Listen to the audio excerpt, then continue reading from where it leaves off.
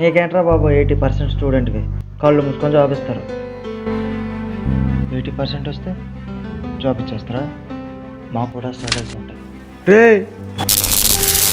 అయినా ఒకడి మీద కోపం ఒకడి మీద చూపిస్తే ఎవడు ఊరుకుంటాడులే. ఫస్ట్ యాంకర్స్కి కూడా ప్రాబ్లమ్స్ వస్తాయి.